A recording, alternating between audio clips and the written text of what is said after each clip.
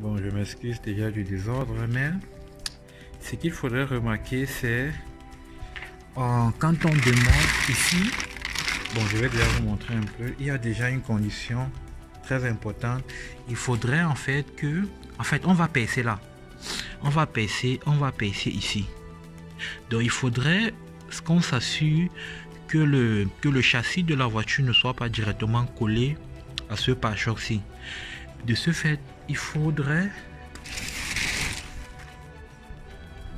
Bon, comme j'expliquais tout à l'heure, le défi, c'est de percer ce pare-choc, le pare-choc, sans toutefois toucher le châssis en fait. Si on remarque bien, si on regarde bien vers là-bas, vous allez voir qu'il y a un bloc de fer. Ce bloc de fer, il ne faut pas le toucher quand on pèse. Je ne voudrais pas le toucher. Et pour cela, il faudrait que je pèse à cette hauteur-ci, parce que ce bloc de fer est quelque part ici. En pèsant à cette hauteur, je ne rencontre pas ce bloc de fer. Et je mets le scotch pour ne pas abîmer la peinture. Bref, pour que je mets le scotch. Enfin, le bloc de fer est quelque part ici. Donc, en perçant mon châssis, en perçant mon pare-choc ici, je ne rencontrerai pas ce bloc de fer ici. Et j'ai mis le scotch pour que si en faisant une sale manœuvre, je ne puisse pas abîmer en fait la peinture. C'est pourquoi je mets d'abord du scotch. Oui, le long de l'endroit où j'ai envie de percer.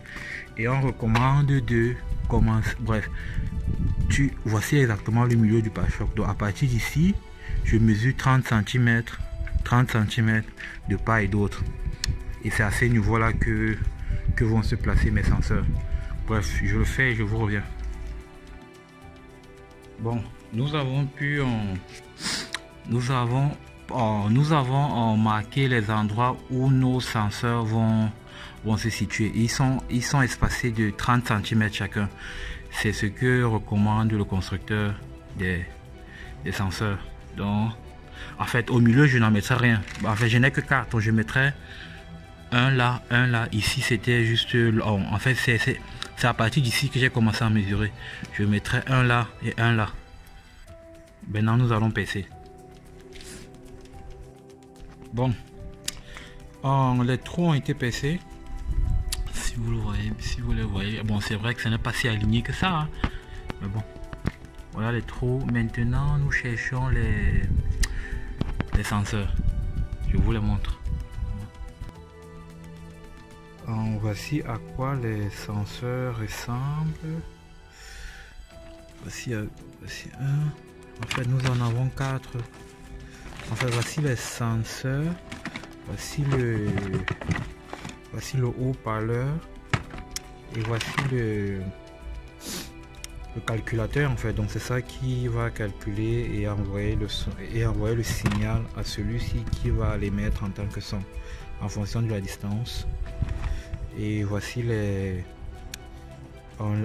différents types de connexions. Donc les 4 blancs c'est pour les capteurs, le bleu et le rouge c'est pour, il y a un qui correspond au baffle et l'autre c'est pour l'alimentation. Vous voyez PVR.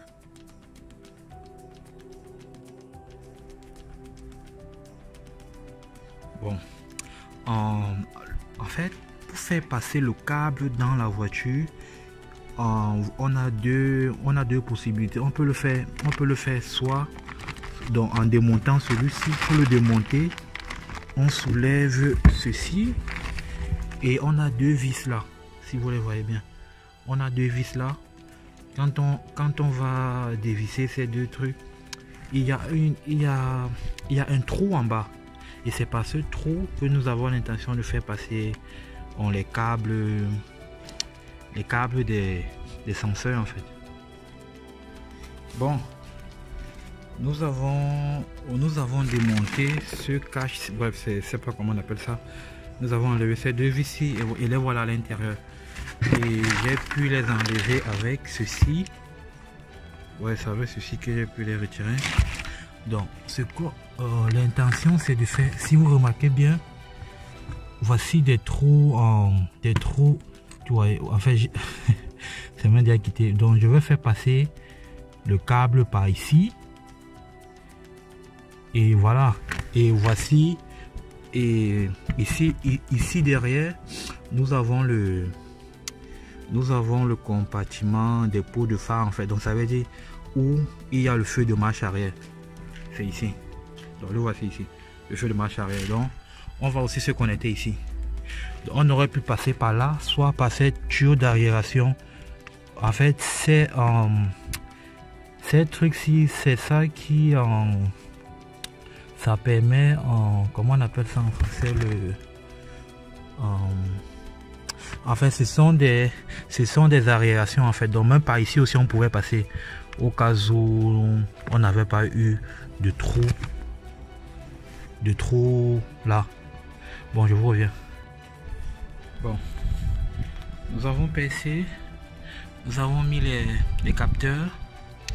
Bon, 1, 2, 3 et 4. Maintenant les câbles. Le câble. Voilà, je sais pas si vous voyez les câbles. Il va comme ceci. Pour protéger contre le tuyau d'échappement. On a essayé, on a collé, on a utilisé cette attache-ci et du scotch. Et ça entre là. Ça entre là. Et nous pouvons récupérer ça ici. Nous avons récupéré cela. Il entre ici. Voici où notre câble entre dans la voiture. Et maintenant nous devons connecter notre calculateur. Nous avons pu, bref, nous avons connecté les capteurs au calculateur. Et maintenant nous devons nous attaquer à détecter le fil qui correspond à celui de la marche arrière. Pour cela nous allons pour cela il faut déjà déconnecter ce câble, bref, on n'est pas obligé. On ouvre le contact, on met la marche arrière et ensuite on vient avec un testeur. On vient avec un testeur. Nous avons eu à tester. Bon, comme je disais tantôt, pour détecter la marche arrière, on ouvre le contact. Oh, désolé. On ouvre le contact et on teste tous ces toutes ces connexions-ci. Et chez moi, voici la marche arrière. Dans le fil rouge, c'est la marche arrière. Et la masse, pour détecter la masse, il faut régler l'ampérimètre à ce niveau-ci. On règle l'ampérimètre, on règle le multimètre sur ce point-ci où vous voyez le truc de musique. Et en laissant la marche arrière allumée, on vient tester, on revient tester, ou on entend un bruit. Bref, quand vous allez tester sur toutes ces entrées, où vous allez entendre un son sonore émis par le multimètre, vous saurez que à cet endroit vous avez la masse. Donc c'est ce que j'ai fait. Maintenant je dois connecter mon fil, je dois connecter ce fil-ci avec celui du calculateur.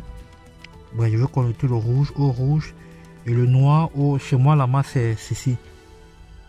Et le noir avec ceci. Nous le faisons. Montage terminé.